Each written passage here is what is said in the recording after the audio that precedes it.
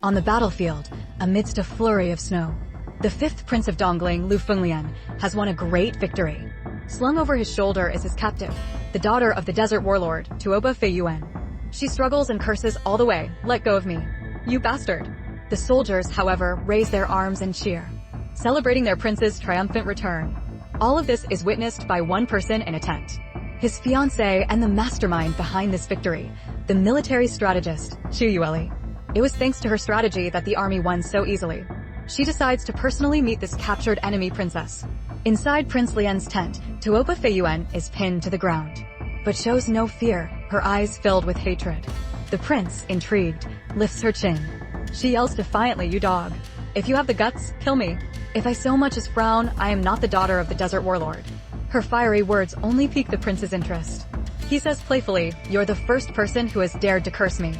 Interesting. However, this flirtatious scene is seen clearly by Chu Yueli from outside the tent. Her handmaiden, Zisu, complains on her behalf, "My lady, the prince is soon to be married to you. How can he be flirting with the daughter of a traitor now?" 3 days later, as Chu Yueli is sewing under the lamplight, Zisu bursts in, furious. It turns out that Tuoba Feiyuan was pardoned by the prince for revealing the location of the remaining enemy forces.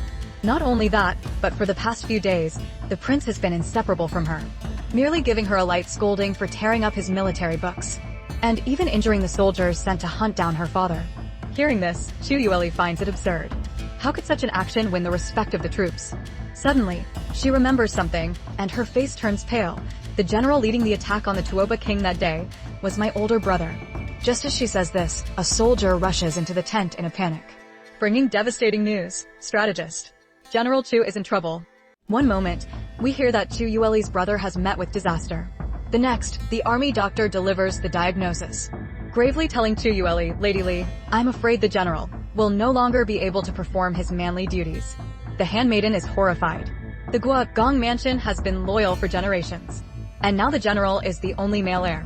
This means the end of their family line. Overcome with grief and rage, Chu Yueli ignites with fury, draws her dagger, and storms out. At this moment, on the military training grounds, the one responsible for her brother's ruin, the enemy Princess Yuan'er, is being protected by Prince Huiyi.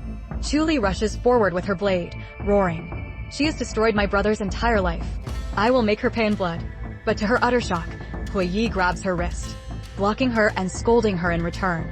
"Yuan'er has just lost her family. So what if she's a bit extreme? Can't you be more tolerant of her?" Even more ridiculously, Yuan'er shows no remorse, and declares arrogantly, "Humph. Chu Xiaohe killed my father and brother. I only castrated him. He got off easy."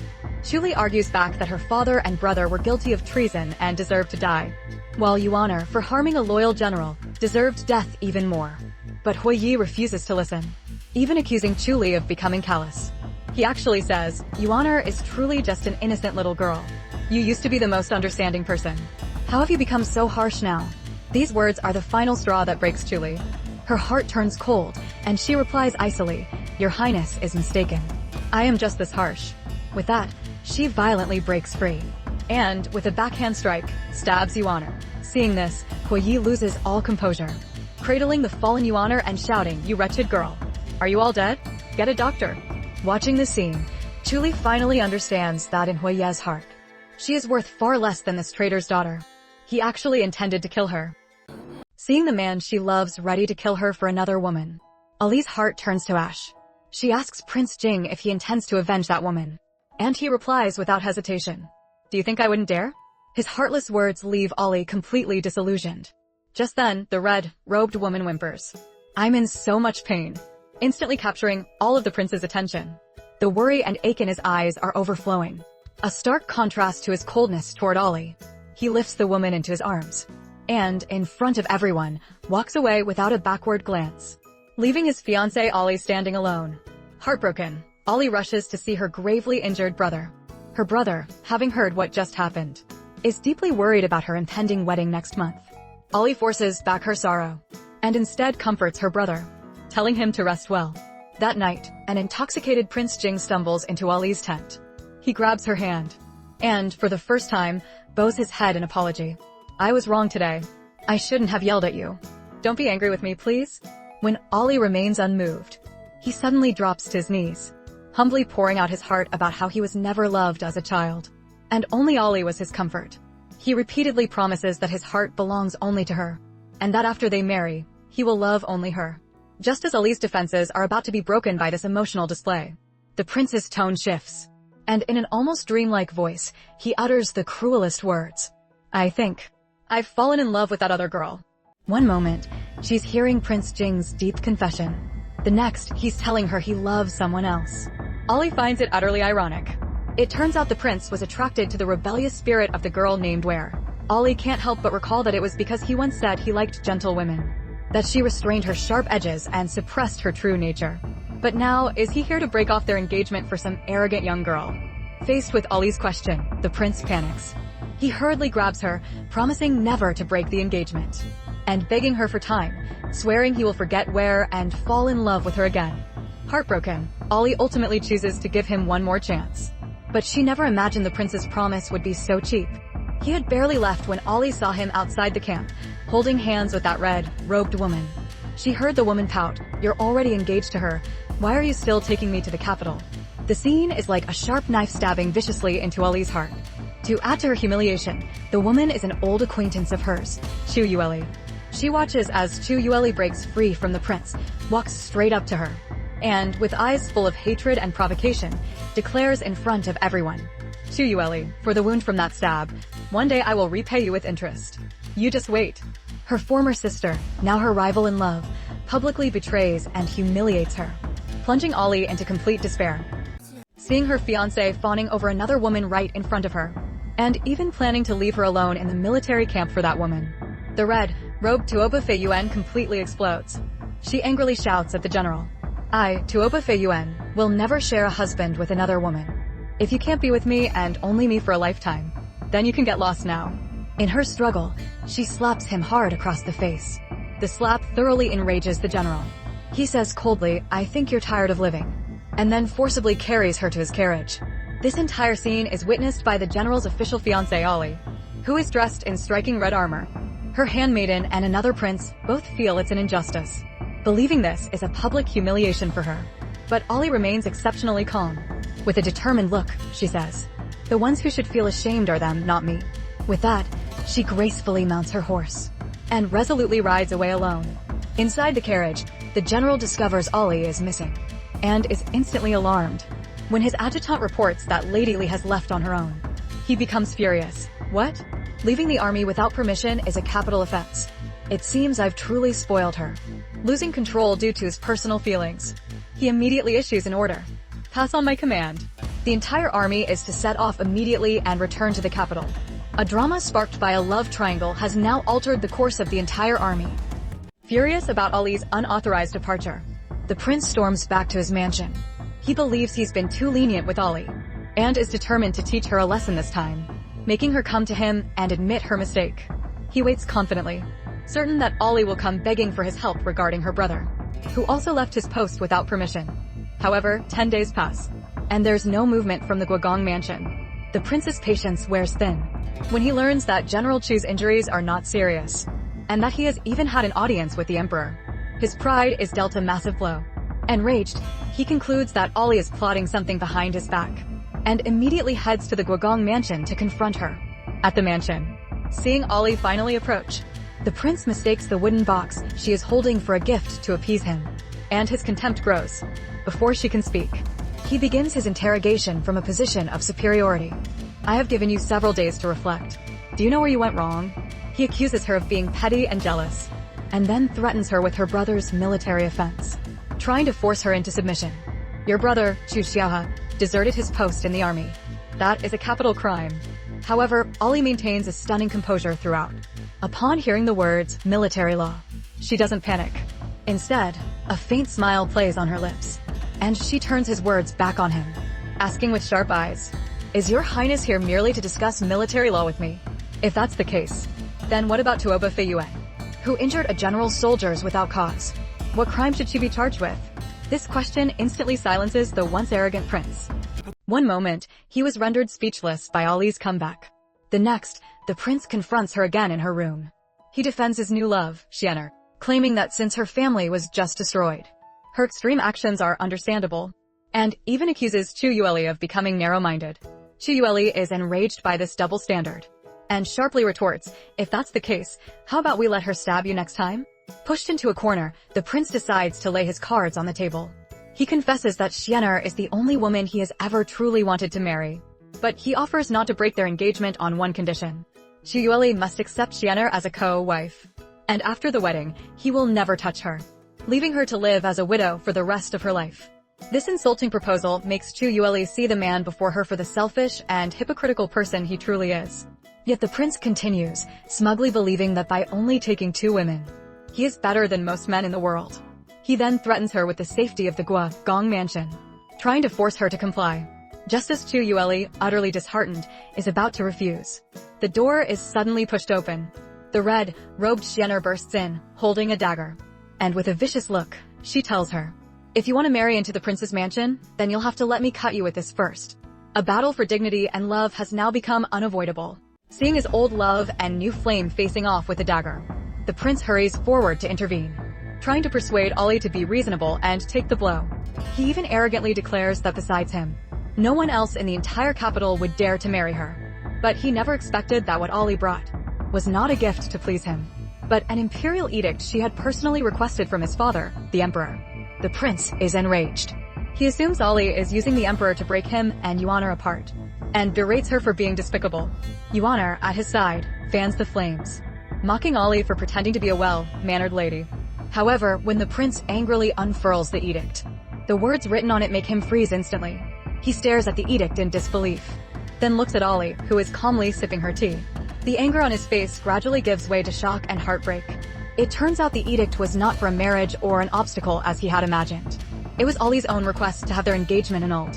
This proud woman, faced with betrayal and humiliation, chose not to cry or beg. Instead, she ended this long, dead relationship with the most resolute and dignified method, taking control into her own hands. He finally understood that this time, Ollie truly no longer wanted him. Learning that Chu Yueli had personally requested the annulment edict, the prince is both shocked and furious, feeling utterly deceived. The Princess Xian'er at his side adds fuel to the fire, snatching the edict and attempting to tear it up, only to be stopped by Chu Yueli's sharp rebuke. Insolence. To destroy an imperial edict is a crime punishable by 10,000 deaths. Enraged, Xian'er immediately challenges Chu Yueli to a duel. Chu Yueli calmly accepts and sets the terms with her life on the line.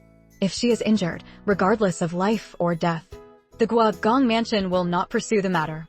News travels fast. Chu Yueli's brother rushes in to stop her, but is persuaded by his sister's determined gaze. Even the prince, who had been favoring Xian'er, can't help but urge her to show mercy and not to harm Ollie.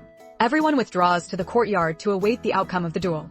Her brother has already sent for a female physician, fully expecting his sister to be injured. The prince even explains to him that Xian'er grew up in the desert and is vicious in her methods, implying Chu Yueli is in grave danger. Just when everyone is certain that Chu Yueli is doomed, a loud crash echoes from within. The door is blasted open from the inside, and Princess Xian'er is sent flying out with the door panel, landing heavily on the ground and spitting blood. This stunning reversal leaves everyone speechless. It turns out that the seemingly fragile Chu Yueli is, in fact, a hidden master of martial arts. Seeing Xian'er gravely injured, the prince rushes to her side. On the other side, Chu Yueli calmly admits that she was the one who struck her, but assures him it's not a fatal blow. The prince is furious, demanding to know how many masters the Gong mansion has hidden away. Chu Yueli, unafraid, tells him to search for himself. The prince tries to use their engagement to pressure her, but Chu Yueli coolly reminds him that the imperial edict has been issued. The engagement is void, and then delivers the final blow with the words, "Besides, I was the one who left you first." At the urging of Chu Yueli's brother, the prince finally gives up the argument and departs in a rage, carrying the unconscious Xian'er. But his hateful glare before leaving suggests this is far from over. Her brother worriedly asks his sister if she regrets annulling the engagement, as it might mean no one will dare to marry her in the future. Chu Yueli, however, firmly asks back, "Brother, is marriage the only path for a woman?" Her eyes shine with an unprecedented light as she declares, "Don't worry, brother. I am not as fragile as you think. From now on, I will protect the Gong mansion." At this moment, she is no longer anyone's fiancée, but a true heroine fighting for her own fate and that of her family. Inside Prince Lu Fengjin's chambers, a storm is brewing. The heroine, Xian'er, has just warned him that the woman named Ollie is far more skilled in martial arts than he is, but he completely dismisses it, Before he can argue, his mother, royal consort Rue, arrives with her handmaiden. When Yuan'er fails to kneel in greeting, the handmaiden immediately berates her. Yuan'er, a woman of fierce spirit, refuses to submit to the rigid etiquette of the court. At Lu Fengjin's urging, she completely loses her temper. Not only does she refuse to kneel, but she publicly confronts him, reminding him of his promise not to let her become one of the vicious, scheming women of the palace, even yelling that his words are like farts. This outrageous statement thoroughly enrages royal consort Rue. She immediately orders Yuan'er to be dragged out and given 50 strokes of the cane. As she's being taken away, Yuan'er desperately cries out to Lu Fengjin, calling him a coward.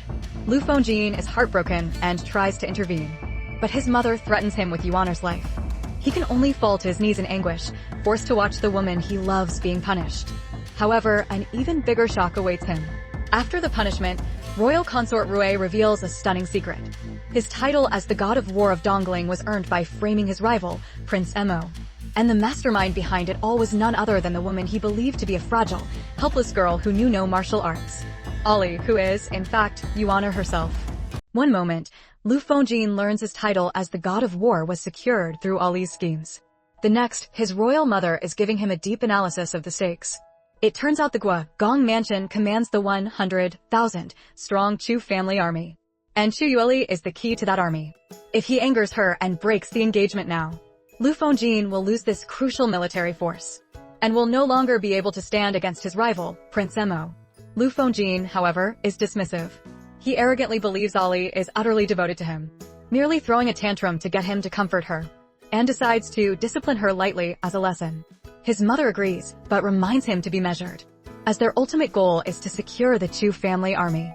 Soon, this light discipline is carried out in the courtyard. The punished woman is beaten until she faints, while the royal mother watches coldly before turning away. Later, Lu Fengjin enters Ollie's bedchamber. Faced with the woman who is injured because of him, he feels no guilt.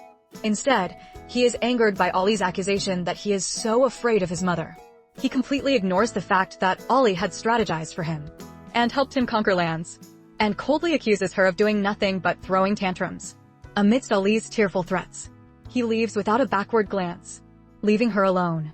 She struggles to get out of bed to chase him, but collapses to the floor from her injuries, able only to lie on the cold ground, desperately crying his name. The fifth prince, accompanied by his attendant, joyfully goes to find Ollie. He is absolutely certain that after not seeing him for several days, Ollie must be missing him terribly, perhaps even hiding in a corner secretly wiping away tears. Sure enough, he sees Ollie sitting all alone in the courtyard, looking desolate. The fifth prince is even more pleased, pitifully remarking on how miserable Ollie seems, and strides forward, ready to console the beauty. But to his utter astonishment, as he gets closer, he sees another person sitting at the table, his masked fourth brother. The fifth prince freezes on the spot. His fourth brother ignores him completely, directly making a suggestion to Ollie and presenting her with a gift. The fifth prince tries to frame the issue as a conflict between brothers, only to be shut down by his fourth brother with a curt, "This has nothing to do with you." After his brother leaves, the fifth prince's anger finally erupts. He grabs Ollie, questioning her with possessiveness and contempt, arrogantly stating that in all of Dongling, no one would dare to marry her but him. However, Ollie just looks at him calmly. When the fifth prince demands to know what his brother gave her, she slowly raises the wooden box in her hand, and with 2 words, shatters all his fantasies, a betrothal gift. Prince Jing comes to the Gong Mansion once again, unwilling to accept Ollie's rejection. He arrogantly assumes that Ollie's previous annulment was just a tactic to play hard to get, and graciously offers that if she goes to his father the emperor and retracts her request, he will give her another chance. He even brings up his feelings for another woman, Yuan'er, to prove that keeping the position of his official consort for Ollie is a sign of his immense generosity. However, Chu Yueli has long seen through his hypocrisy. She points out sharply that the only reason he's keeping that position for her is because the emperor would never allow Tuoba Feiyuan to become the official princess consort. His true intentions exposed, Prince Jing flies into a rage. He begins to threaten her with the safety of the Gong Mansion, claiming that only he can protect the Chu family.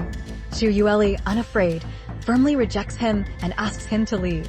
After Prince Jing storms off, Chu Yueli presents the betrothal gift he left to her brother.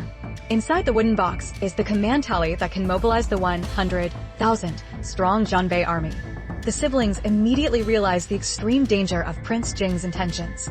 This tally is a hot potato, If the emperor were to find out, it would bring disaster upon their entire family.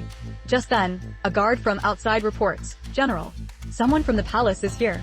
Faced with this mounting crisis, Xu Yueli's eyes narrow.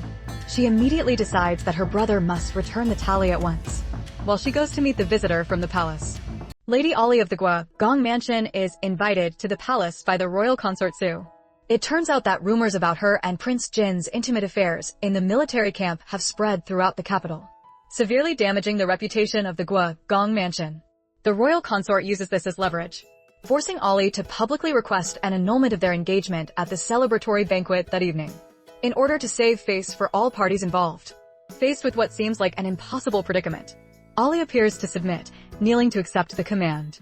However, she then cleverly shifts the conversation, asking if her rival in love, Tuoba Feiyuan, the other subject of the rumors, will be attending the banquet. Upon learning that she will not, Ollie feigns aggrievement and says to the consort, "Your Highness said you would help me vent my anger. If she is not there, how can I?" This statement plays right into the hands of the royal consort, who is eager for some drama. She immediately agrees to have Tuoba Feiyuan invited, promising to make sure Ollie is satisfied. Ollie's plan has succeeded. The stage is now set for a dramatic showdown at the banquet. Meanwhile, Prince Jin has already grasped the entire situation. He sips his tea calmly, fully confident in the woman he has chosen, certain that she will not be defeated so easily. At a royal banquet, a group of noble ladies gathers, spreading vicious and embellished rumors about the lady in white Miss Shui and her alleged affair with Prince Jin. Their whispers are filled with salacious speculation. They slander Miss Shui for her supposed indecency in the prince's tent, and even suggest she deliberately spread the rumors herself to force him into marriage, claiming she has no shame. These words reach the ears of the lady in red, Tuoba, who is deeply in love with Prince Jin. Already fiercely jealous, Tuoba is enraged. She is convinced this is all a scheme by Miss Shui. She abruptly stands, smashes her cup on the floor, and confronts Miss Shui in front of everyone, attempting to drag her before Prince Jin for a public showdown. Miss Shui struggles, and in the scuffle, she is violently pushed to the ground by Tuoba. At that very moment, Prince Jin and another masked man arrive. Witnessing this highly misleading scene, at a royal banquet, a group of noble ladies gathers, spreading vicious and embellished rumors about the lady in white Miss Shui and her alleged affair with Prince Jin. Their whispers are filled with salacious speculation. They slander Miss Shui for her supposed indecency in the prince's tent, and even suggest she deliberately spread the rumors herself to force him into marriage, claiming she has no shame. These words reach the ears of the lady in red, Tuoba, who is deeply in love with Prince Jin. Already fiercely jealous, Tuoba is enraged. She is convinced this is all a scheme by Miss Shui. She abruptly stands, smashes her cup on the floor, and confronts Miss Shui in front of everyone, attempting to drag her before Prince Jin for a public showdown. Miss Shui struggles, and in the scuffle, she is violently pushed to the ground by Tuoba. At that very moment, Prince Jin and another masked man arrive.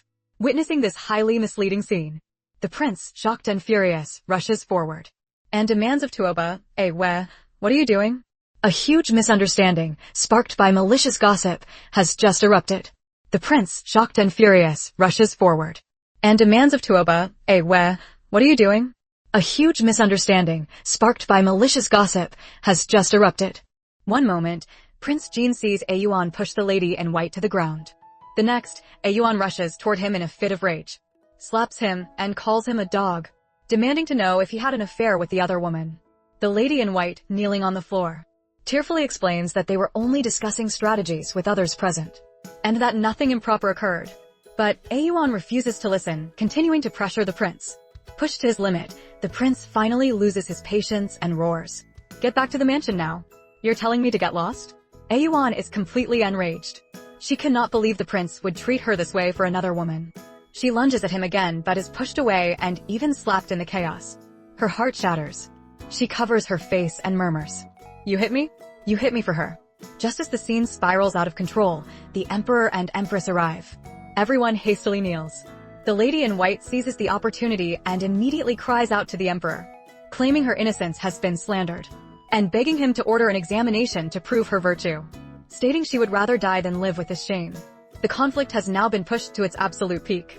Before the emperor and empress, Xu Yueli calmly clarifies that she was forcibly brought here for a confrontation by Tuoba Feiyuan. Feiyuan, in turn, righteously declares that she and Prince Dongling Jin are in love. and accuses Chu Yueli of being the third party. Hearing this, the Empress sharply retorts that Chu Yueli and Prince Jin were engaged long ago. So who is the real third party? Fei Yuan, however, twists the logic, throwing out the absurd theory that the one who is not loved is the third party. Chu Yueli seizes the opportunity, following her logic with a tearful question: does the one who is not loved deserve to die? This performance successfully wins the sympathy of everyone present, instantly turning public opinion in her favor. Angered by the crowd's murmuring, Fei Yuan causes a scene in the court. The Empress, enraged, orders her to be dragged out and given 50 strokes of the cane. As Prince Dongling Jin pleads for Fei Yuan, Chu Yueli kneels once more. She reveals to the Emperor an even more vicious rumor, that she and Prince Jin were spending every night together in the camp, and begs him to clear her name and that of the Gong mansion. The Emperor, a shrewd ruler, immediately understands this is a deliberate slander against a meritorious official. He publicly declares that General Chu and Ollie are heroes of Dongling, and if anyone dares to spread this rumor again, they will be executed without mercy. This decisive action not only saves Chu Yueli, but also puts a complete end to the turmoil. To realize her political ambitions, a cunning royal mother orchestrates a two-pronged psychological manipulation against her son, Jiner, and his love interest, a foreign princess. First, she visits the princess's chambers, seemingly to comfort her, but instead constantly belittles her. She then vividly recounts all the crazy things Jiner had done for his former lover, Chu Yueli, finding ancient wood for her Qin, braving a deadly mountain for her, and even transporting snow for her while he had a high fever. This narrative successfully ignites the princess's jealousy and insecurity, completely shattering her confidence. Next, the royal mother encounters her son Jiner in the courtyard, and immediately changes her tune. She portrays Chu Yueli as a conniving woman, who would stoop so low as to ruin her own reputation just to gain his sympathy. Manipulated by his mother, Jiner instantly develops a deep resentment for Chu Yueli. The mother then seizes the moment, pointing out to him the most important political task at hand, winning over the foreign princess to gain control of her family's 100,000-strong army. Under his mother's meticulous planning, Jiner completely subordinates his personal feelings to political interests, willingly becoming a pawn in his mother's power games. The Gugong mansion faces a crisis of life and death. The eldest son, due to a recurring injury, is unable to perform his family's signature Shu family spear technique in an upcoming martial arts contest against the third prince of Dongzhou. If he loses, the family's military authority will be revoked by the emperor. At this critical juncture, his sister, Chu Yueli, steps up, determined to fight in her brother's place. However, both siblings know that with Ollie's current skill level, the chances of winning are slim. Just then, an invitation arrives from the mysterious Prince Emo. At his mansion, the siblings witness a spear technique that is based on their family's style, but is far more advanced. Prince Emo offers to help the Gugong mansion win the contest with this technique, but proposes a shocking condition. He slowly walks toward Ollie and says, both affectionately and commandingly, "Ollie, I have no designs on the Gugong mansion. I simply want to marry you, that's all." Faced with Ollie's astonishment, he further explains that she was the one who ruined his face years ago, making him unmarriageable, and therefore, she must take responsibility for his lifelong happiness and become his princess consort. A negotiation for the family's honor has instantly turned into a sudden and forceful marriage proposal. The fifth prince waits bitterly outside the Gugong mansion, only intending to gloat at Ollie's misfortune. When he sees her returning from Prince Mo's residence, he immediately confronts her, citing their engagement. He tries to persuade Ollie to join forces with him against their political rival, his fourth brother, Prince Emo. He even proposes a deeply insulting arrangement. They can proceed with the wedding as planned, but he will also marry another woman at the same time, and promises not to touch Ollie for 3 years. Faced with this generous offer, Ollie scoffs. With a steady gaze, she tells the fifth prince, "Your Highness, I truly do not want to marry you." She further reveals that Prince Emo has promised to help the Gugong mansion through its crisis unconditionally, without asking for anything in return. These words completely enrage the fifth prince. He loses control, grabs Ollie, and belittles her, saying no one would marry her if she left him. Ollie forcefully shoves him away, and retorts sharply that neither she nor the Gugong mansion needs him to survive. A wait intended to see someone else's humiliation ends up with the fifth prince becoming the biggest joke himself. Faced with the decline of her family's power, Chu Yueli is determined to find a new backer for herself. She confides in her handmaiden that she plans to get close to the mysterious Prince Emo, to gauge the strength of the third prince of Dongzhou. Her words are overheard by Prince Ling, who is deeply in love with her, and his anger is instantly ignited. Prince Ling storms over, demanding to know why she would seek help from another man instead of him, and warns her not to court death, or else she and the Gong mansion will face public humiliation. Xu Yueli calmly retorts that Prince Ling's mansion has a tigress in it, and she has no desire to be mistreated. Her words filled with a sense of helplessness and disappointment in him. After Prince Ling storms off, Xu Yueli, though resolute on the surface, feels a wave of turmoil. That night, alone in her room, she finds herself recalling a time when Prince Ling had tenderly asked her to be his princess consort, and her heart is thrown into chaos. She pushes open the door to get some air, and as she looks up, she sees a shocking sight. The very man who had hurled harsh words at her during the day is now sitting quietly in the large tree in the courtyard, silently watching over her. In the quiet courtyard, the masked prince proposes to Lady Li. Lady Li, however, is hesitant, worried that the emperor would not approve of the match. The prince confidently promises that if she agrees, he will marry her with the grandest of ceremonies and protect her completely. Yet, right after this heartfelt declaration, the prince inexplicably slumps over the table and falls asleep, annoyed and helpless. Lady Li is about to leave, but after a moment's hesitation, her heart softens. She brings out a blanket, gently drapes it over him, and sits quietly by his side, watching over him. Back in her room, she is restless, unsettled by this sudden stirring of her heart. The next morning, she steps outside to find the prince long gone, leaving only the neatly folded blanket on the table. As she stands there lost in thought, her handmaiden comes to remind her that today is the important day of the martial arts contest against the third prince of Dongzhou. The tenderness of last night and the challenge of today intertwine, making Lady Li's feelings even more complex. In the dead of night, the masked Prince Mo, Liu Beima, sneaks into the courtyard of the Gong mansion, lazily leaning against a tree. He makes a direct invitation to his beloved, Xu Yueli. If you're not comfortable here, you can just come back with me to the northern frontier. Xu Yueli, bound by etiquette, warily keeps her distance, while her mind races, analyzing whether his words imply he has given up his claim to the throne. At Prince Mo's invitation, they sit down at a stone table. He mentions that the only time in his life he was ever trapped was because of her. Hearing this, Xu Yueli immediately apologizes for the scheme that led to him being stranded in the northern frontier for 5 years. But Prince Mo changes the subject, asking about her feelings for another man, Lu Fengjin. Xu Yueli frankly admits she used to like him very much. But then her gaze becomes incredibly firm. She tells Prince Mo that once she decides to let go, that feeling will not even leave a shadow behind. Hearing this resolute answer, a light flashes in Prince Mo's eyes. He leans forward slightly, looks directly at her, and makes an even bolder request. If that's the case, Ollie, from now on, try to like me.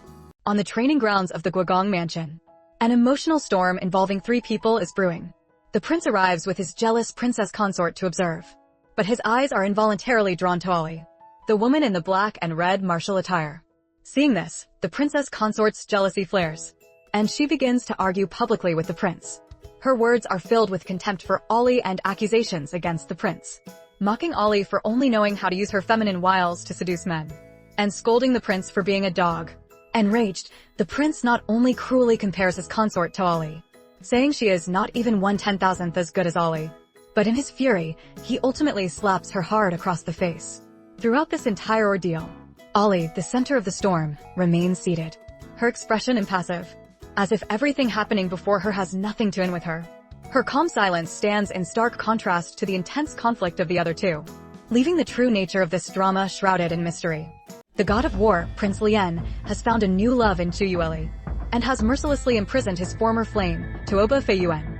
He sends a guard to present his personal weapon, a red-tasseled spear, to Xu Yueli, and uses the opportunity to send a message to his rival in love, the fourth brother.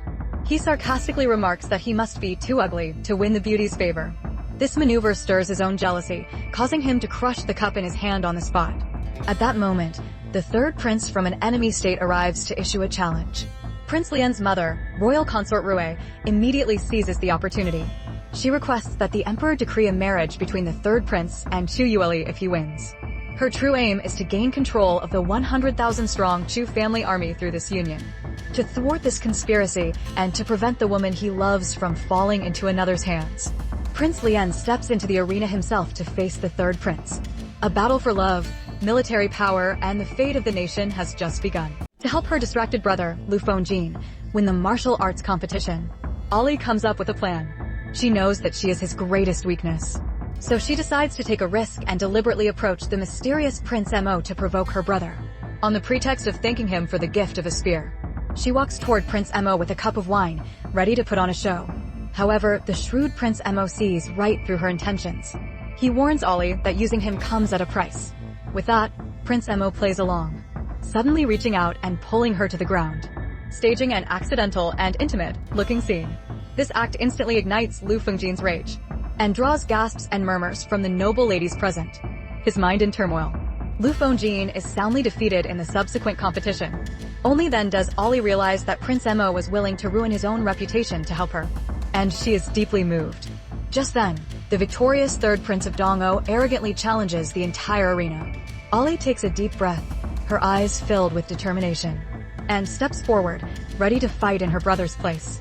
Faced with the third Prince of Dongzhou's dismissive attitude of not fighting with women, Ollie remains composed and cleverly shifts the contest from a battle of brute force to a test of exquisite skill and precision. She sets the rule: one must pierce through 8 of 10 layers of silk gauze with a spear, without damaging the 9th layer. This seemingly impossible task piques the third prince's competitive spirit, and he confidently accepts the challenge. Under the worried gazes of the crowd, the third prince makes his move first. His spear thrust is as swift as a dragon, but he fails by a narrow margin, piercing 9 layers. Despite his failure, his incredible skill amazes the onlookers, highlighting the extreme difficulty of the challenge. Everyone believes Ollie is now doomed to lose. However, when it is Ollie's turn, she remains calm and collected. Her spear thrust appears gentle yet is incredibly precise.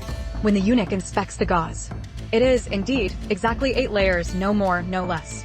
This masterful control of power leaves the entire court in an uproar. The third prince is utterly stunned and defeated.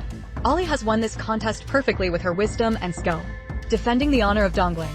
Ollie's unexpected victory in the martial arts competition stuns everyone present. She seizes this opportunity to make a request to the emperor. She asks for permission for her brother to lead the Chu family army to the border to support their grandfather, who is currently defending against foreign enemies. However, this patriotic request is cleverly obstructed by the empress. Using the excuse that her brother is not yet married, she suggests that he should start a family before departing. Her real motive is to keep this important military force in the capital, preventing it from leaving her control. At this delicate moment of political maneuvering, the defeated third prince, upon learning that Ollie is unmarried, proposes to her on the spot, making the situation even more complicated. This sudden proposal is not just a personal pursuit of Ollie, but possibly a test for a political alliance. And sitting aside, the masked prince, Liu Beima, who has been silently watching Ollie, crushes the cup in his hand the moment he hears the proposal. This silent action betrays his extreme anger and jealousy, foreshadowing a more intense emotional and political storm to come. The sixth prince, Lu Fenglian, is furious that his beloved Chu Yueli is being overly friendly with other princes.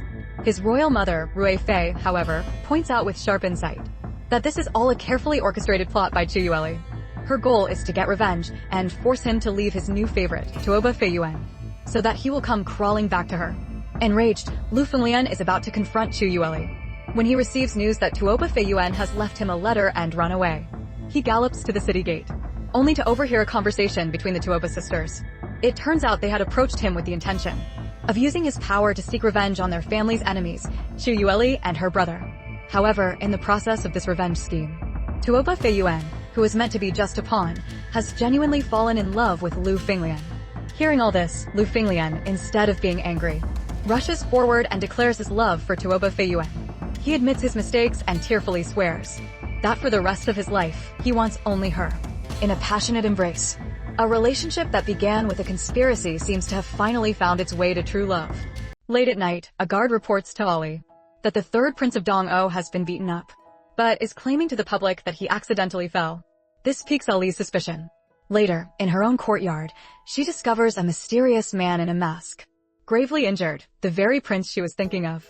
The man uses his injuries as an excuse, playfully asking Ollie to take him in and treat his wounds. As she tends to his injuries, she confirms that he was the one who hurt the third prince.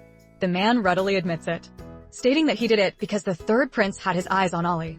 He further reveals that his 5-year confinement in the northern frontier was not entirely due to Ollie's scheme, but was also a necessary measure to quell the chaos and protect the people.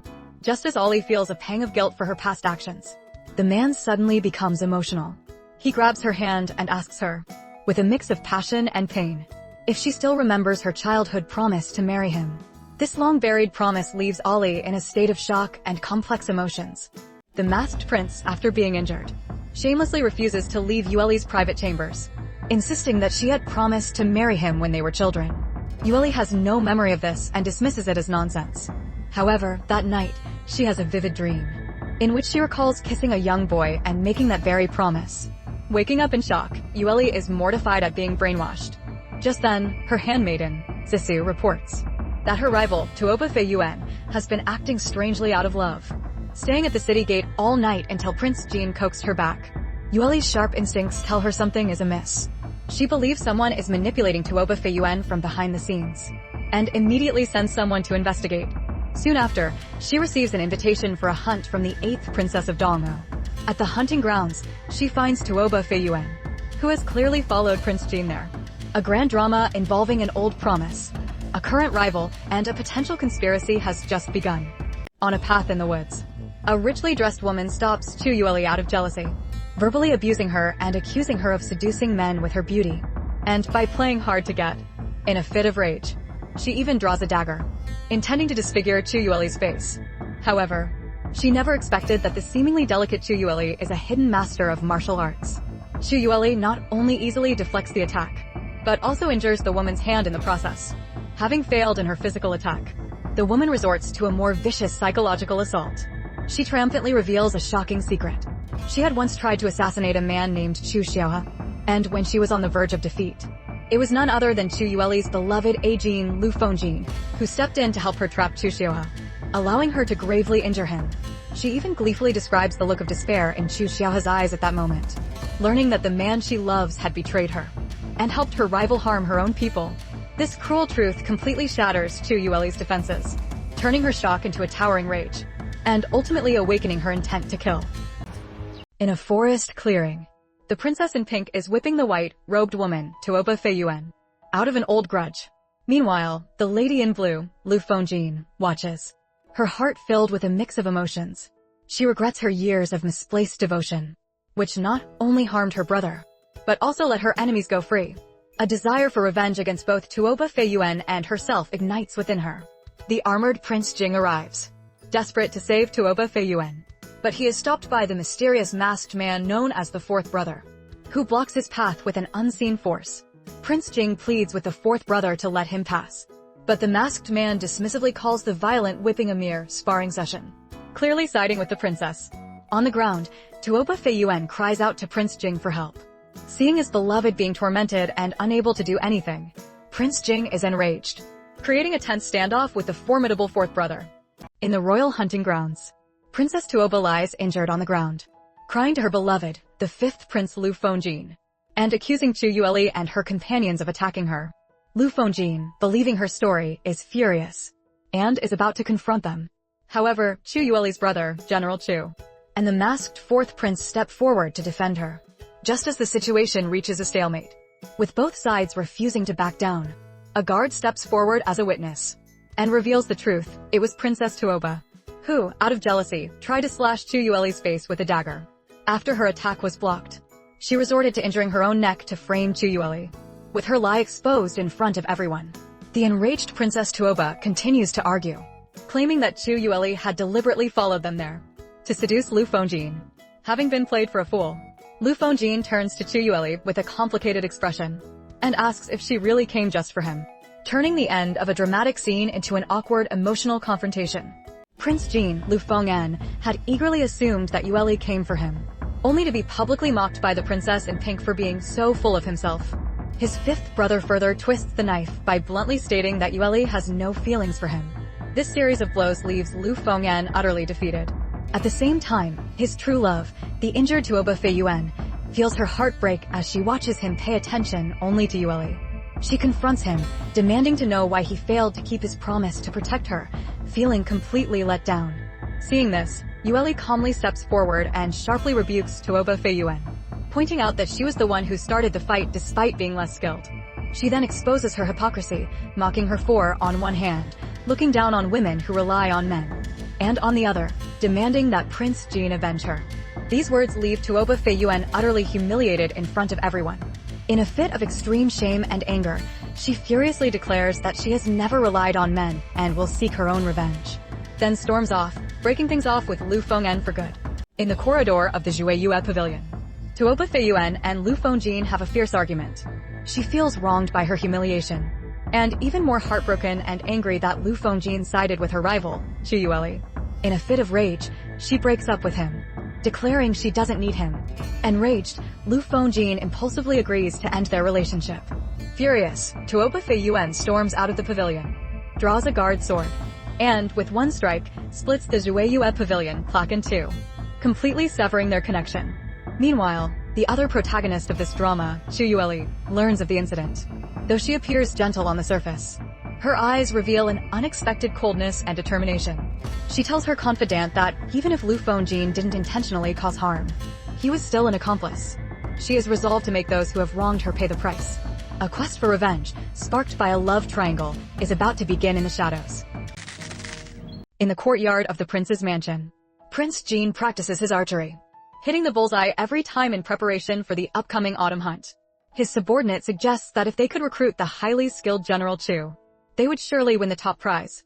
Before he can finish, Princess Tuoba Feiyuan from the desert appears. She apologizes for their previous argument, and, to prove her own worth, performs a stunning feat of archery on the spot. She shoots an arrow that splits the one Prince Jin had just lodged in the bullseye, earning his admiration. Just then, an imperial edict arrives, ordering Prince Jin to immediately lead troops to Hong County to suppress a rebellion. Tuoba Feiyuan sees this as her chance to make a name for herself, and volunteers to go with the army. Prince Jin readily agrees. Elsewhere, Prince Jin's true strategist, Chu Yueli, hears the news, a look of gravity crossing her face. She knows that this proud and skilled desert flower is no simple character, and her presence is bound to bring great turmoil to this campaign.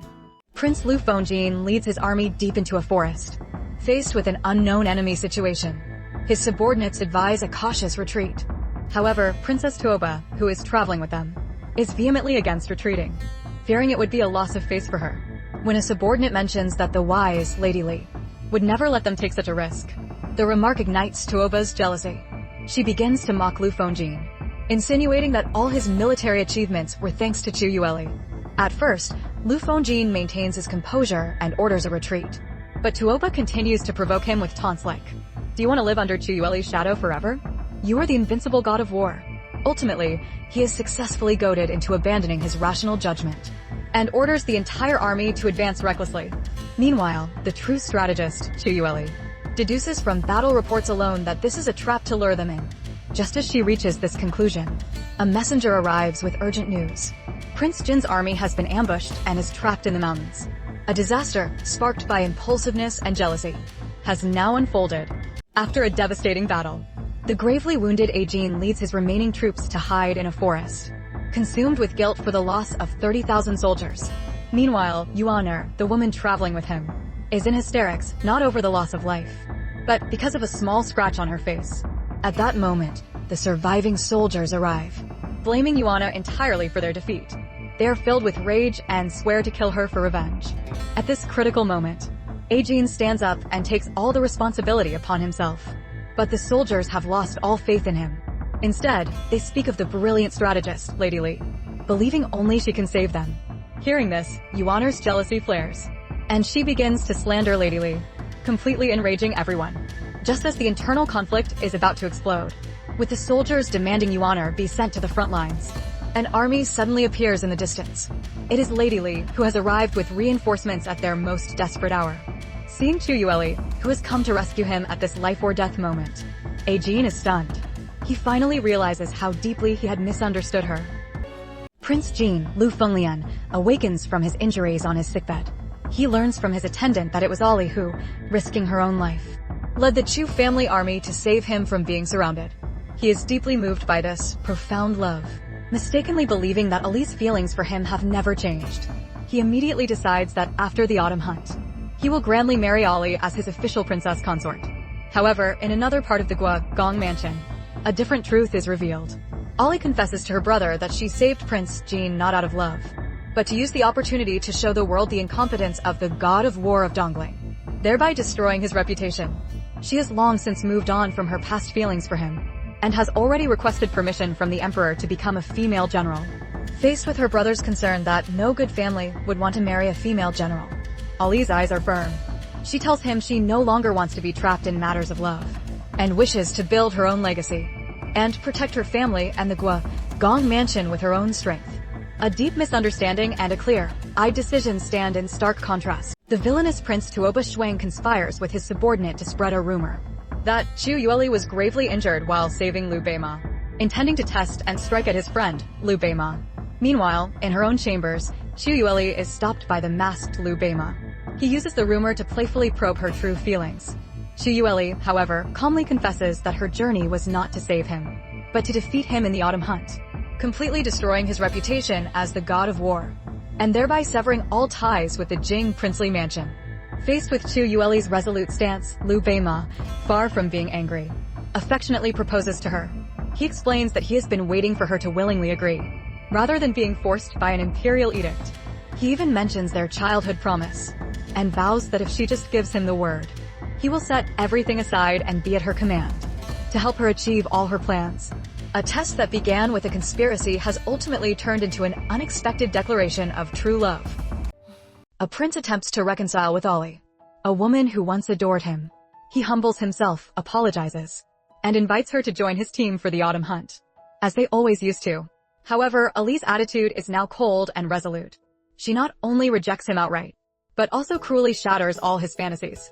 She clarifies that her past rescue of him in Hung County was not a 1,000-mile journey to save her husband, but merely a calculated move to prove her own abilities.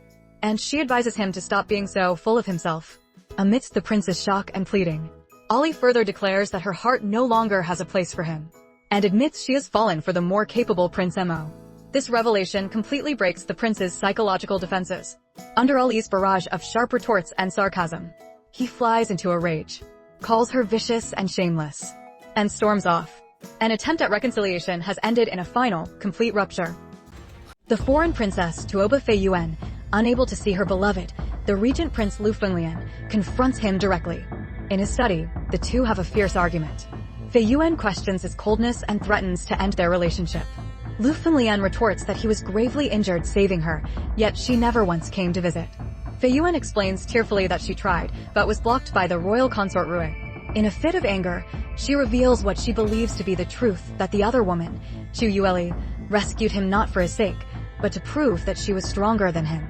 This accusation strikes a deep blow to Lu Fenglian's pride. Enraged, he orders his guards to lock Tuoba Fei Yuan in the woodshed. As she is being dragged away, she continues to cry out, trying to make him see that he is being used. Lu Fenglian is left alone, his face a mask of fury and complex emotions. After making a mistake, Tuoba Ziyue apologizes to Prince Jin. To make amends, she offers to introduce him to a highly skilled desert flower to help him win the autumn hunt. This princess in red, upon her arrival, indeed impresses the prince with her superb equestrian and archery skills. However, later in the tea room, this desert flower reveals her ruthless nature. Merely because a handmaiden failed to kneel in time, she strikes her down with a single palm, gravely injuring her. She then confronts Tuoba Ziyue, revealing a shocking secret. Not only is she Ziyue's master, but all the unique behaviors that had attracted Prince Jin were taught by her. With her superior skill and cunning, she completely dominates Ziyue, and warns her not to even think about competing with her. What seemed like an introduction of a capable ally was, in fact, a cruel warning that the student could never surpass the master. At the autumn hunt, Ali and her companions are in the forest, when they are confronted by the provocative Prince Jin and his entourage. Citing the decline of Ali's family and the fact that her brother is now crippled, the prince tries to force her into submission, graciously offering to forgive and forget her past transgressions. Ali, composed and calm, flatly refuses, stating that their paths are different and they cannot conspire together. The Tuoba lady with Prince Jin speaks up condescendingly, mocking all women for wanting to show off in front of men, calling them clowns seeking attention. Ali seizes on the flaw in her argument and sharply retorts, asking if she herself is not a woman. When the Tuoba lady declares, "I have never seen myself as a woman," Ali pinpoints the core of her flawed thinking, the deep-seated belief that women are inferior. The Tuoba lady is left speechless. After this verbal joust, Ali ceases to engage with them and leaves with her companions. leaving the Tuoba lady with a dark expression, her pride clearly wounded. At the royal hunting grounds, the mysterious masked Prince Emo arrives. He ignores the crowd and immediately provokes Ollie with his words, even brazenly proposing to her in public, and subtly mocking her god of war brother's incompetence. Just as the confrontation is about to escalate, the Emperor and Empress arrive, and the competition begins. To liven things up, Prince Emo volunteers to demonstrate his archery skills. He gallops on his horse and from the most difficult angle, releases an arrow that hits the bullseye, earning thunderous applause. Immediately after, Ollie's brother, the renowned god of war, also takes the field. However, before the watchful eyes of the entire court, his arrow misses the target completely. This huge mistake sparks whispers among the ministers, who reveal the god of war's shameful past. He once led an army of 30,000 against a few thousand rebels, and was defeated, only surviving because Ollie saved him. The god of war's failure, the emperor's displeasure, and Prince Mo's success create a scene filled with irony and impending crisis. At the royal martial arts competition, a noble lady first wins acclaim with her superb archery. Later, in the spectators' gallery, the male lead and the female supporting character are in conversation, their words dismissive of another woman, Ollie, whom they consider too delicate and not the kind of strong partner he admires. However, when the heroine Ollie makes her entrance, the scene shifts dramatically. At first, she clumsily fumbles with her bow, seemingly unable to even draw it, which draws ridicule from the officials. Just when everyone expects her to make a fool of herself, she performs a stunning, high-difficulty move. As her horse rears up, she stands on its back and fires 3 arrows at once, all of which hit the bullseye. This incredible reversal leaves all her mockers speechless. The male lead, who had previously looked down on her, is deeply shaken. He removes his mask, his eyes filled with a new curiosity and a desire to conquer, and murmurs to himself, "Ollie, just how many more secrets are you hiding from me?" A tense confrontation unfolds in the forest. The female general, Chu Yueli, sits atop her horse, looking down coldly at her husband, Prince Emo. She finally reveals the truth she has suppressed for years.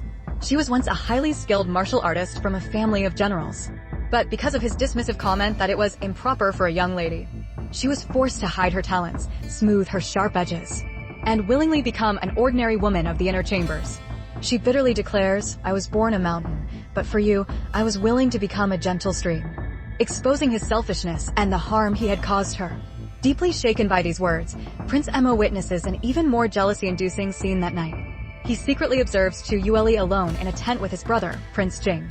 At that moment, Chu Yueli's older brother also arrives to see her, stumbling upon the delicate situation. Outside the tent, Prince Emo, hearing the conversation among the three, believes his wife has betrayed him. Jealousy and regret surge through him. He clenches his fists so tightly that his veins bulge. A much larger emotional storm is about to break. In the dead of night, the 5th prince confronts his masked 4th brother, demanding to know if he has been with Ollie. The 4th brother, far from denying it, openly admits it and deliberately provokes him. General Chu, who is nearby, tries to cover for Ollie by claiming she is changing her clothes, but the 4th brother immediately pulls back the tent flap to reveal Ollie inside, instantly exposing the lie. Enraged, the 5th prince tries to use his royal status and court rules to pressure him, but the 4th brother is unfazed. Instead, he drops a bombshell. He is going to marry Ollie. This news shocks everyone present. Then, acting as the master of the Gong mansion, he dismissively tells General Chu to entertain the 5th prince, this outsider, before pulling Ollie into the tent and leaving him standing there, utterly humiliated. The 5th prince ends this failed confrontation in a fit of rage and confusion.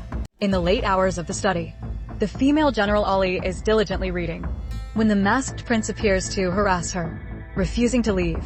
With a series of playful yet deeply affectionate confessions, he expresses his fear of her being stolen away by someone else.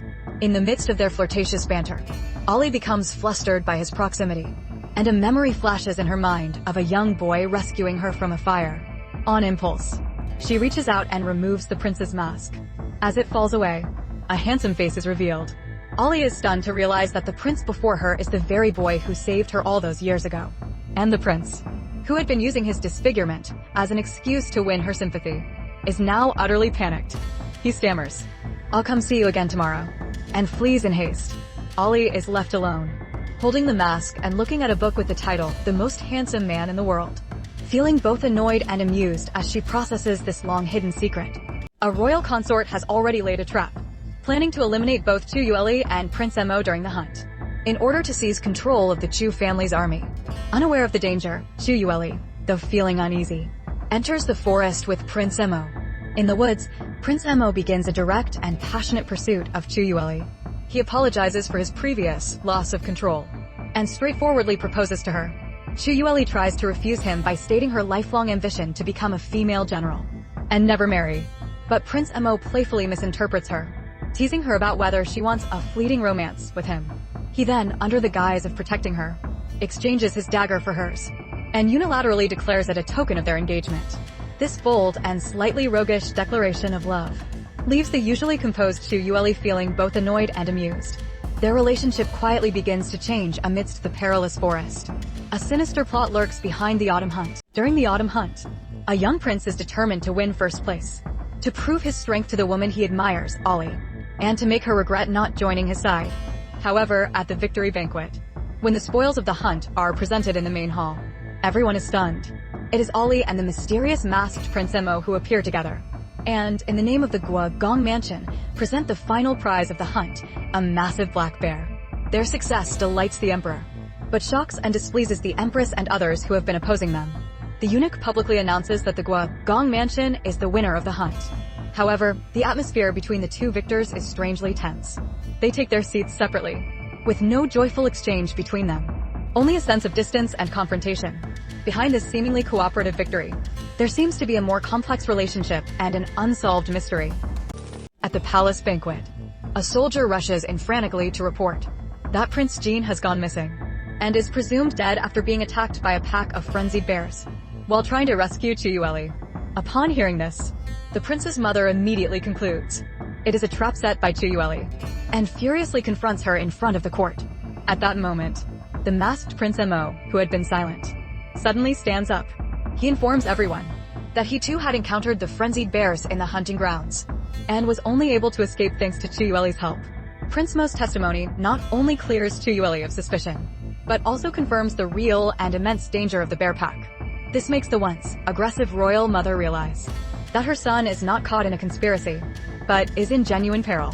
She instantly panics, her anger turning to extreme fear. An interrogation aimed at Chu Yueli has been completely overturned by Prince Mo's unexpected testimony. On the grand hall of the palace, the daughter of the traitor Tuoba, in a fit of rage over the whereabouts of her beloved Jean, confronts Chu Yueli, only to be pushed to the ground in front of everyone. Chu Yueli then proceeds to list Tuoba's crimes before the emperor, successfully having her imprisoned. After settling this personal score, Chu Yueli cleverly turns the situation to her advantage. Citing the need to quell the 1,000-mile journey to save her husband, Rumor, she requests an official title to go and rescue the trapped Prince Jean. The emperor is delighted. He not only grants her request, but also gives her command of the Imperial Dragon Guard, to demonstrate her capability and awe the court. Chu Yueli takes a spear, and, with a powerful display of internal energy, strikes the ground, causing it to crack and burst into flames. Her hidden martial prowess stuns everyone present, including the royal consort who had been her enemy. With this masterful political maneuver, Chu Yueli completely transforms her status and image within the palace. In a deep forest, a prince is viciously attacked by a black bear, and is on the brink of death. Just as he is about to be gravely injured, a skilled female warrior in black, Ollie, appears. She calmly fights off the bear and saves him. In the conversation that follows, their complicated past is revealed. The prince, disapproving of Ollie's martial arts, had made her hide her skills for years. After being rescued, the prince is filled with gratitude and regret, and tries to express his feelings. But Ollie responds with icy resolve. She tells him that saving him was merely an order, and that there is no personal feeling involved. She then turns and leaves, leaving the injured prince alone. In the solemn ancestral hall of their family, Ollie reveals a series of shocking truths to her brother. Faced with the precarious situation of their family, with only the two of them left and enemies surrounding them, she is determined to no longer hide her strength, and to take on the responsibility of protecting their family. She confesses that she has already avenged her brother's injury. It turns out that on the hunting grounds, she deliberately waited until Prince Jin's leg was crippled by a frenzied bear, before she intervened, with the aim of leaving him severely injured and unable to inherit the throne. Her brother is shocked but is more concerned for his sister's safety. Ali then reveals an even deeper conspiracy. The danger on the hunting grounds was part of a larger plot. There were not only frenzied bears, but also assassins sent after her. She deduces that this was a scheme by the royal consort Rui, who had intended to eliminate both her and Prince Mo, but ended up harming her own son, Prince Jean. In a classic case of hoist by one's own petard. In a quaint room, the mysterious masked prince and his princess consort engage in a game of emotional chess and confession. The prince begins by confidently, almost flirtatiously, probing his wife, trying to get her to admit her feelings for him. The princess consort, however, maintains a reserved and resistant demeanor, expressing confusion over his current personality, which is a far cry from the taciturn and aloof man of rumors. As the conversation deepens, the prince reveals the real reason he is not the disfigured man of legend. It was all for a profound promise, one life, one world, one pair, that he has worn the mask for years. It was a way to ward off any outside admiration or distractions, solely to protect his unique love for her. Finally, the prince removes his mask, revealing his handsome face. The princess consort, deeply moved by his devotion and thoughtfulness, sees the misunderstandings between them dissolve. Their relationship has now entered a new, more intimate phase. Prince Mo's brother, Lu Fengjin, urgently summons Ali from her residence, claiming that Prince Mo is gravely ill. On the carriage ride to Prince Mo's mansion, he laughingly reveals the truth. Prince Mo is not physically worse, but simply in a bad mood because Ali hasn't visited him. He even shows her a complaint letter Prince Mo had written to him. Ali, feeling both exasperated and amused, still agrees to see him. She arrives at his bedchamber to find him lying in bed, wearing his mask and pretending to be on his deathbed. But the first words out of his mouth are a jealous accusation. "Have you been to see that dog Lu Fengjin?" He then proceeds to theatrically list his symptoms: bruising, nausea, loss of appetite to gain her sympathy. Ali calmly points to the official documents he's been working on, exposing his charade.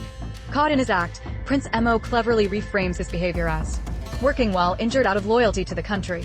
And then, with a heartfelt gaze, he asks Ali if she is satisfied with such a responsible husband, turning a childish prank into a tender, emotional test. Prince Jing, gravely injured while saving the woman he loves, Chu Yueli, is told by the imperial physician that he can no longer have children. In his agony, he seeks comfort from Chu Yueli, only to be met with her icy ridicule. She then reveals that before he saved her, she had been attacked by the royal family's secret assassins, implying that he is somehow connected to the plot. Shocked, Prince Jing immediately goes to confront his mother. In the royal consort's chambers, the truth is unraveled layer by layer. His mother admits to sending assassins after Chu Yueli, believing she was conspiring with Prince Jing's political rival, Prince Mo, and jeopardizing his path to the throne. Even more shockingly, the frenzied bear incident that injured him was also a trap set by his mother to frame Prince Mo, and he was an unintended victim. In his despair and rage, Prince Jing finds a renewed determination to fight, vowing to take back everything that belongs to him, especially his woman. At a royal banquet, the Empress brings up the third prince's previous public proposal to Ali, intending to push the marriage forward. Just as both the third prince and Ali are caught in an awkward position, the masked Prince Mo, Liu Beima, suddenly steps forward, and, in front of everyone, requests the Emperor's permission to marry Ali. He then reveals a secret that has been kept for 9 years. He was the one who saved Ali from a great fire, not someone else as everyone believed. And she had promised to marry her savior when she grew up. The truth is confirmed by a burn scar on his arm. Ali is stunned, realizing she has been mistaken about her savior for 9 years, and is overcome with guilt toward Liu Beima. However, because she has sworn an oath to avenge her parents and find their remains, she cannot accept the marriage proposal at this time. Liu Beima, understanding her situation, lovingly promises that since he has already waited 9 years, he is willing to wait even longer. In a quaint room, Prince Liu Beima and Ali have a candid conversation. The prince reveals the true reason for his public proposal. It was to preempt another suitor. He also admits that he knew all along that Ali planned to use the excuse of finding her parents' remains to refuse all marriage proposals. Ali then questions why he didn't tell her the truth about the past sooner. The prince confidently replies that he believes she will eventually fall for him regardless. Touched by his words, Ali expresses her understanding of the grievances he has endured for years. The prince seizes the opportunity to ask for compensation, that she call him by his name, Beima, in private. As their relationship softens, Ali asks the crucial question: why did he, a stranger to her at the time, risk his life to save her from the fire all those years ago? The video ends on a cliffhanger, as the prince, instead of answering, meaningfully grabs her wrist. Liu Beima playfully brings up again how Chu Yueli, as a child, had kissed him and promised to marry him, simply because he was good-looking. Through a series of warm childhood flashbacks, their deep, innocent bond as childhood friends is beautifully illustrated. Moved by these memories, Chu Yueli finally reciprocates Liu Beima's feelings. They share a passionate kiss, and she agrees to marry him. However, just as Chu Yueli is dressed in her wedding gown, happily preparing to marry, her handmaiden rushes in with devastating news. The third Prince of Dong'o was assassinated at the inn, and rumors are spreading that Chu Yueli and Prince Mo are the culprits. The emperor has summoned them to the palace immediately. A sudden political conspiracy has cast a huge shadow over their happy wedding, plunging their future into an unknown crisis. Before the emperor, a eunuch publicly accuses Ali and Prince Mo of retaliating against the third prince for his marriage proposal to Ali, first by injuring him and then by setting a fire to murder him. Faced with these false accusations, Ali remains composed. She uses her medical knowledge to counter, pointing out that the third prince was already poisoned before the fire, which is why he was unconscious and unable to escape. She successfully elevates the incident from a personal grudge to a political conspiracy aimed at provoking war between the two nations, capturing the emperor's full attention. Faced with the emperor's skepticism, Prince Mo steps forward and stakes his own life as a guarantee for Ali. The emperor is ultimately persuaded and gives them 3 days to uncover the truth. After leaving the imperial study, the trio immediately begins to strategize. Ali identifies the components of the poison. Prince Mo sends his men to the pharmacy to trace the clues, and she arranges for her brother to protect the key witness, the third prince, while she and Prince Mo head to the crime scene to search for more evidence. The masked prince and the clever lady in white investigate the scene of the fire at an inn. Through clues like black oil and hongingzi, a plant that only grows in barbarian lands, they quickly deduce that the mastermind is Tuoba Mingwei, and suspect she has an accomplice within the palace. To lure out the enemy, they decide to set a trap. Later, the prince interrogates a captured female assassin. At first, she is defiant, but under the prince's brutal torture and psychological pressure, she finally breaks and confesses that her mastermind is indeed Tuoba Mingwei. Her mission was to seduce the prince and turn him into a pawn for her revenge.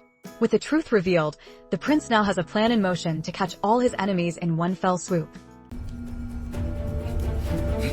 Chu Yueli is treating the poisoned and unconscious third prince, when one of the masterminds, royal consort Rue, arrives to apply pressure. She threatens Chu Yueli, warning that if the real culprit isn't found within 3 days, both she and Prince Mo will pay with their lives. Chu Yueli, however, turns the tables. Through clever questioning, she tricks the consort's handmaiden, Xiao Momo, into revealing that she knows the poison's formula, thereby confirming the consort's involvement. She then spreads false information, claiming to have found the hiding place of the other conspirator, Tuoba Mingwei, and plans to capture her the next day to lure them out. As the consort sends someone to warn Tuoba Mingwei, Chu Yueli receives new information from her own subordinate. A female assassin who was executed had mannerisms strikingly similar to an old acquaintance, Tuoba Feiyuan. Chu Yueli decides to let the line run long to catch the big fish, choosing not to act immediately, but to wait until all the conspirators have revealed themselves. The prince in purple learns from his subordinate that the captured female assassin, Morong Hua, not only has mannerisms strikingly similar to Tuoba Feiyuan, whom he once knew, but that rumors are also spreading, comparing him to his brother, Prince Mo. This fuels his suspicion and rage, believing that Morong Hua has been deceiving him from the start. He personally goes to the Misty Rain Pavilion to interrogate her. There, the battered Morong Hua acts erratically, sometimes lucid, sometimes insane. She alternates between cursing the prince as a dog and affectionately declaring that she doesn't mind his past, wishing for them to be together forever. The prince sees through her act, recognizing it as the trained deception of an assassin. He finally loses control, grabs her by the neck, and demands to know her true motive for getting close to him. During an interrogation in the prince's courtyard, the lady in white, under pressure from the attendant, finally confesses that her initial approach to the prince was a ploy to avenge her sister, with the ultimate goal of stealing him away and destroying his family. However, she then tearfully professes that in the process of the charade, she genuinely fell in love with him. Upon learning the truth of her betrayal, the prince is heartbroken and enraged. Despite her tearful declarations of love, the pain of being deceived is too great for him to forgive. He ultimately orders her to be thrown into the dungeon, and sends his men to track down the true mastermind, her sister. A love that began as a quest for revenge has ended in imprisonment and a final, bitter separation, urging her to leave immediately. However, this is all a trap set by Chuyueli and the masked male lead, Liu Beima. Before they can react, sleeping gas fills the room, and they are both knocked unconscious. Chuyueli and Liu Beima then enter and capture them. After the enemies are taken away, Liu Beima expresses his deep affection for Chuyueli and eagerly asks her to marry him, saying he can't wait any longer. Chuyueli hesitates due to a past oath, but shows her concern for his safety. Sensing her feelings, Liu Beima gives her a year to overcome her reservations and seals his promise with a gentle kiss on her forehead and a loving vow. A successful capture has also led to a heartfelt commitment. In the palace of Dongling, the emperor interrogates royal consort Rui, accusing her of plotting to frame Prince Liu Beima and Ali, as well as attempting to assassinate the third prince of Dongzhou, to provoke a war between the two nations. At first, the consort vehemently denies everything, tearfully pleading her innocence, and even trying to shift the blame onto Liu Beima and Ali. However, when the emperor threatens the safety of her own son, Jiner, she breaks down. To protect him, she confesses to all the crimes, falsely claiming she acted alone out of jealousy of Ali. Ultimately, the emperor orders her to be stripped of her title and confined to the cold palace. After the incident, Ali finds the troubled Liu Beima outside the palace gates and invites him for a drink, signaling a new development in their relationship after surviving the crisis together. In a dark dungeon, Prince Lian Lu Fenglian is interrogating the captured Tuoba Fei Wan. Enraged by the deception of the Tuoba sisters, he demands to know their true motives.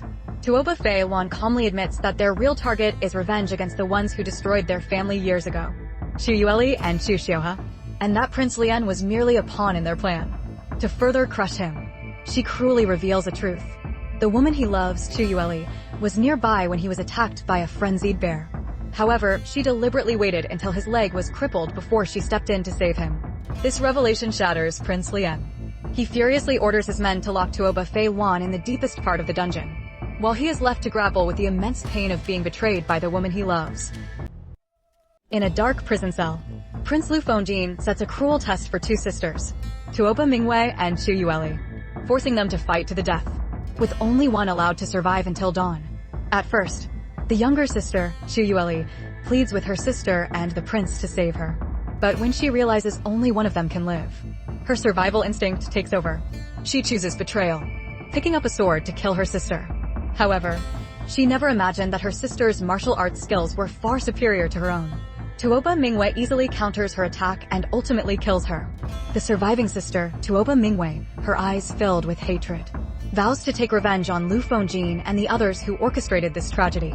A brutal test of survival has ignited an even fiercer flame of vengeance. A fifth prince with an injured leg confronts the woman he loves, accusing her of standing by and watching as he was mauled by a wild beast. The woman remains cold and indifferent.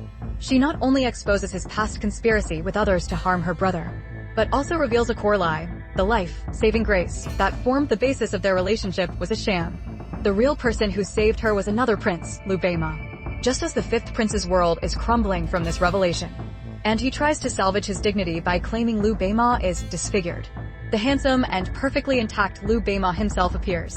This dramatic entrance shatters the fifth prince's lies and pride completely, leaving him in a state of utter despair.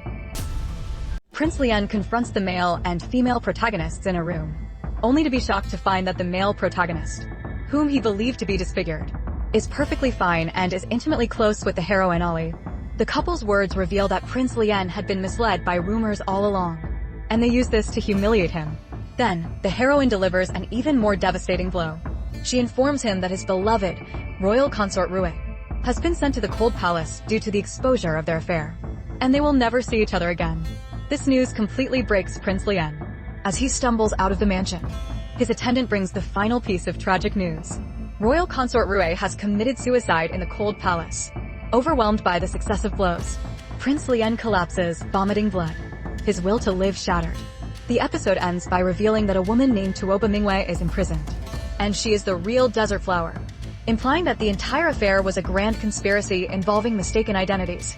The tone of the story suddenly shifts, as a lively princess playfully chases a reluctant General Chu through a courtyard, in a light-hearted, comedic scene. However, the camera then cuts to another prince, Liu Beima, who is filled with sorrow and anxiety because his beloved, Ollie, has not seen him for days. When Ollie is summoned to him, he drops his vulnerable facade and makes a serious request. He invites her to be his military strategist and to journey with him to the perilous southern and northern capital regions to avenge her family. This gesture reveals his deep love and commitment to Ollie. He is willing to go anywhere with her, even through fire and flames. Touched by his sincerity, Ollie agrees. They finally embrace, reaching a mutual understanding. A relationship that began with a misunderstanding has at last found a new beginning in a